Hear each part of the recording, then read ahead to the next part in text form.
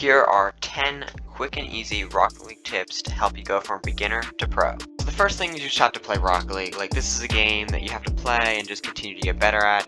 So if you're looking for something that is like super beginner level, like you just started playing, then this is not the right tutorial for you. The next step is making good camera settings. This might seem like a small, not very important thing, but it's actually a really important thing, especially when playing later in the game. It can be really hard to change your camera settings, so it's important that you have good camera settings at the beginning of the game.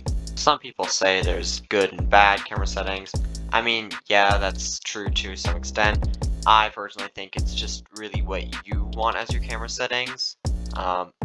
And here are mine, just for example. So the next tip that's important is to use your flips correct, because once you start the flip motion, you can't back out of it. So it's important that when you're at a low rank that you can use your flip to your advantage and not get stuck going somewhere you don't want to go to.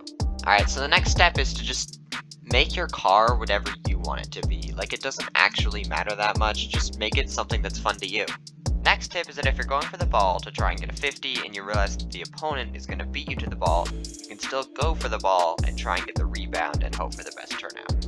Alright, so the next tip is that if you're going for an aerial that's like a high aerial that the opponent might beat you to, I'd recommend double jumping to try and get there faster.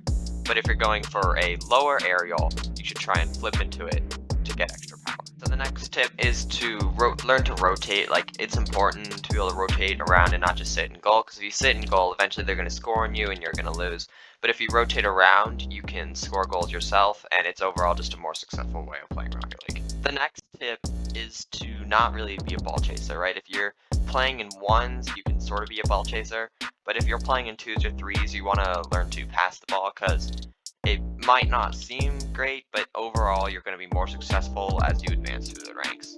Probably heard of before, it's to use free play. A lot of people really like free play, and as a lower rank it might seem useless, but really it can help you a lot in mechanics and overall just becoming a better player.